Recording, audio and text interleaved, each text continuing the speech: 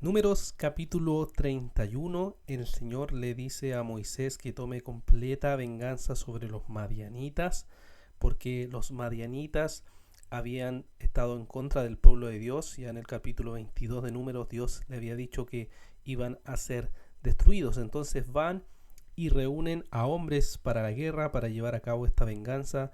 Envían a la guerra 1000 hombres por cada tribu, por tanto hacen 12.000 hombres armados para la guerra y van entonces y matan a todos los varones, a algunos reyes que habían ahí en Madián, y se vengan de parte del Señor tal como él lo había dicho. Desde el versículo 1 al versículo 12 nos da la descripción de eso.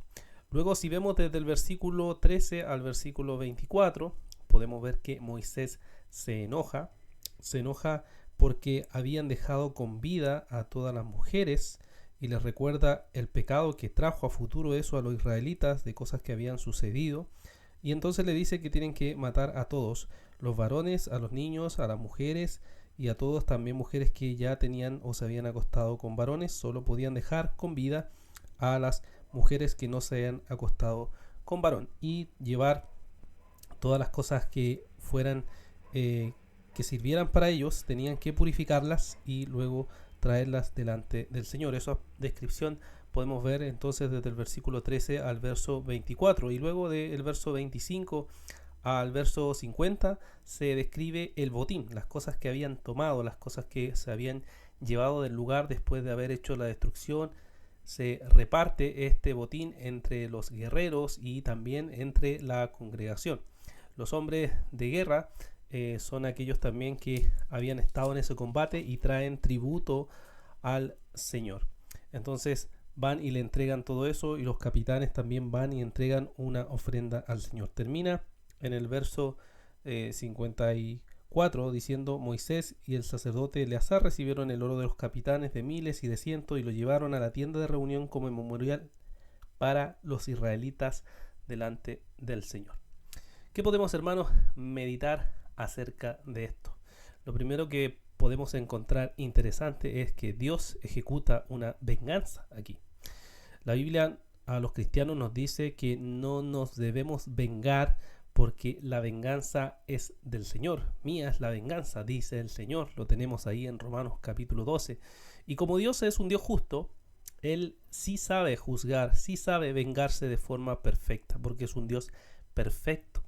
Y así es como Él lo hace con los madianitas. El Señor ejecuta su juicio y su venganza contra aquellos malvados e impíos de forma totalmente perfecta y justa. Y es por eso mismo que nosotros no podemos hacer eso, porque somos imperfectos y podemos hacer las cosas no de forma perfecta. Entonces necesitamos siempre confiar en el Señor cuando Él dice que Él va a ejecutar la venganza. ¿Confías en el Señor de esa manera? ¿Sabes que el Señor va a juzgar justamente contra aquel que te ha dañado?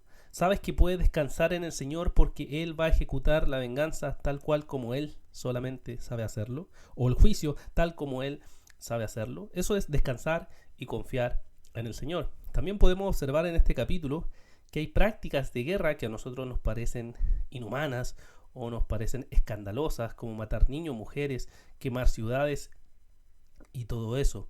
Sin embargo, esto se puede explicar fácilmente con el contexto cultural de la Biblia de la época. Pero más allá de eso, o más allá de esa explicación, el problema de fondo es el siguiente. ¿Acaso tú eres más justo que Dios? ¿Acaso tú eres más sabio que Dios? ¿Acaso no entiendes que Dios es santo, muy puro, muy sabio, y que Él puede hacer estos juicios con todos los seres humanos que Él mismo creó? Esa es la pregunta de fondo, y eso es lo que tenemos que reflexionar. Dios sabe por qué lleva a cabo esto. No conocemos las razones, pero sabemos que Dios es santo, es bueno, justo, y por tanto todo lo que Él haga es completamente justo. Y también podemos pensar en que ciertamente en este mundo hay mucha injusticia. No siempre se lleva a cabo la justicia o la venganza del Señor. Y es por eso que Jesucristo mismo padeció. Él se tomó la injusticia nuestra, la de los escogidos. Se tomó eso y nos vino a dar salvación. Dios, que es un Dios santo, sabio, vino y consideró salvar a su pueblo de su propia injusticia, de su propio pecado, de tu propia maldad. Jesús pagó por ti en la cruz. Y por eso debemos esperar y descansar en Él, porque Él dará a cada uno conforme a su voluntad.